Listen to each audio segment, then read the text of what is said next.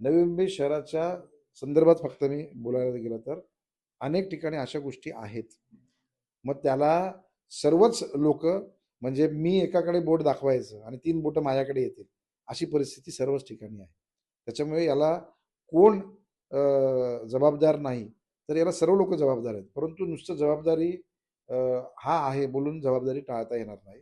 मला वाटतं सर्वोच्च न्यायालयाने ही जबाबदारी फिक्स केलेली आहे असं मला समजतंय. आणि त्यांनी वेगवेगळे ताशेरे ओढलेले आहेत. मग ते लोकप्रतिनिधी असतील, अधिकारी असतील. मला तर असं समजलं की काही अधिकाऱ्यांच्या नावासहित कारवाई केली. पण मला असं दिसतंय की फक्त महापालिकेचेच अधिकाऱ्यांवरती ती कारवाई झाली.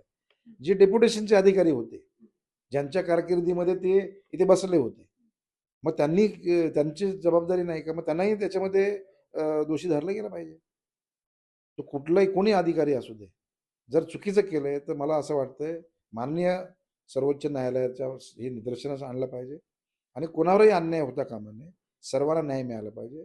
अनधिकृत बांधकाम हे होताच कामा नये. त्यामुळे त्या शहराची खरोखरच जी काही एक डेमोग्राफी आहे बदलून जाते. आणि म्हणून मला असं वाटतंय की उच्च न्यायालयामध्ये, सर्वोच्च न्यायालयामध्ये या संदर्भामध्ये योग्य पद्धतीचं गोष्ट त्यांच्या समोर निदर्शनास आणली पाहिजे. मान्य न्यायालय योग्य ती त्या बाबतीत निर्देश करतील आणि मला विश्वास आहे की माननीय आयुक्त साहेब किंवा जे काही आता बसलेले जे लोक प्रशासन आहे, हे योग्य पद्धतीचं त्या ठिकाणी कारवाई करतील. कारण नवी मुंबईची ओळख हे अनधिकृत मुक्त, बांधकाम मुक्त असं शहर म्हणून एकेकाळी होती. परंतु आपल्याला जे काही दिसत नाहीये, आज तुम्ही गावं घ्या, सेक्टर घ्या, अनेक ठिकाणी अनधिकृत बांधकामं झालेली आहेत आणि त्याचं मी कधीच समर्थन करणार नाही. मी या शहराचा महापौर राहिलेलो आहे, या शहरात खासदार म्हणून काम केलेलं आहे आणि या शहराचा मी एक नागरिक आहे आणि एक जबाबदार नागरिक म्हणून माझंही कर्तव्य आहे की आपण या गोष्टीमध्ये कुठेतरी पायबंद घातला गेला पाहिजे आणि योग्यरित्या त्या ठिकाणी कार्यवाही व्हायला पाहिजे. परंतु ती होताना अमुकावरतीच कारवाई होईल आणि अमुकावरती कारवाई होणार नाही, असं होता कामा नये.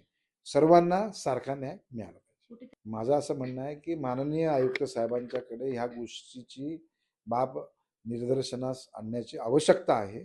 मला असं वाटतंय की माननीय आयुक्त साहेबांना आता इथे 2 वर्ष पूर्ण झालेली आहेत. या 2 वर्षाच्या कारकिर्दीमध्ये त्यांना सर्व कर्मचारी, अधिकारी, जनता, लोकप्रतिनिधी, प्रशासन काळ, आता सत्तेचा काळ, सर्वचा अनुभव असलेलं मला वाटतं ते एकमेव आयुक्त आहे की ज्यांनी दोन्ही गोष्टी आता ते बघतायत, अनुभवत आहेत. तर मला असं वाटतं की माननीय आयुक्त साहेबांच्या ह्या गोष्टी निदर्शनास आणल्या पाहिजेत आणि मी स्वतः श्रमिक सेनेचं सुद्धा आम्ही इथे नेतृत्व करतो. आम्ही लोकप्रतिनिधी, इथले नागरिक म्हणून आम्हालाही असं वाटतं की ज्यांनी, म्हणजे काही लोकांनी करून निघून गेले आणि बिचारे ह्यांना वरती ती तलवार टांगती आलेली आहे. तर न्याय सर्वांना सारखा लागला पाहिजे. या संदर्भामध्ये वेळ पडली तर आम्ही न्यायालयामध्ये जाऊ, त्यांना सुद्धा विनंती करू. वेळ पडली तर आम्ही जे लोकप्रतिनिधी आहेत, आता अधिवेशनाचा मला वाटतं आजचा शेवटचा दिवस आहे, तरी सुद्धा माननीय मुख्यमंत्री साहेबांना या विषयासंदर्भात अवगत करून देऊ आणि आमच्या लोकांवरती अन्याय होता कामा नये. जर यांच्यावर कारवाई होते तर ते सर्वांवरती कारवाई व्हायला पाहिजे, असं आमचं मत असतं. बघा, हा शेवटी प्रश्न प्रशासनाच्या माध्यमातून देण्याचा आहे. जर तिथे काही गोष्टी निदर्शनास नसतील आणल्या तर त्या आणल्या गेल्या पाहिजेत. आपल्याला कल्पना असेल की आपल्या मालमत्तेच्या संदर्भामध्ये लिडारचा उपयोग केला आहे आणि लिडारच्या माध्यमातून आपण सर्वे केलेला आहे. तर लिडारमध्ये तर 100% सर्व गोष्टी, कुठेही त्याच्यामध्ये कुठलीही गोष्ट लपून राहणार नाही. मला असं वाटतं जी काही योग्य गोष्ट आहे ती मान्य न्यायालयाच्या समोर आणलं गेलं पाहिजे आणि जर ते नसेल आणलं गेलं तर त्याच्यावरती जी काही दुरुस्ती आहे ती केली गेली पाहिजे.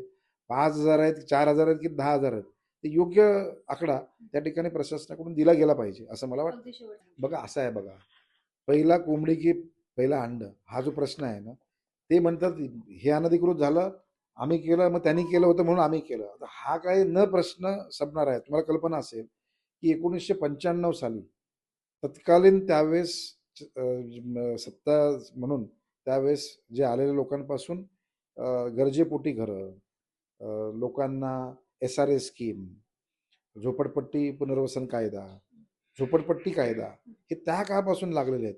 हे तर सरकारी जागेवरती लोकांनी बांधकाम केलेलं आहे. पण गावठाणामध्ये स्वतःच्याच जागेवरती अनधिकृत पण बांधकामं झालेली आहेत. आता त्याच्यामध्ये अज्ञान आहे काही लोकांचं. तर मला असं वाटतं की ह्या सर्व गोष्टींसाठी एक कुठेतरी कायदा असायला पाहिजे. आणि ही मारुतीची शेपूट झालेली आहे. 95 सांगितले आम्ही 2005ला जो कायदा झाला त्याच्यात संरक्षण दिलेलं आहे. तुम्हाला जर माहिती असेल, की आम्ही रेग्युलाइज नाही करत या बांधकामांना, पण संरक्षित आहेत. तर मला असं वाटतं, की याच्यामध्ये कुठेतरी ठोस आणि त्याच्यामुळे सर्व गोष्टी अडकल्या. तुम्हाला कल्पना असेल, की जिथपर्यंत हा कायदा पास होत नाही, तिथपर्यंत 200 मीटरचा जो सिडकोनी सांगितलं, की नाही, की गावठाणाच्या भोवतालचं 200 मीटरपर्यंतचं आम्ही मंजूर करतो, त्याला मान्यता देतो, रेग्युलाइज करतो. आमचं म्हणणं आहे, की तसं काही ठेवू नका आता. आता काय गॅप ठेवू नका.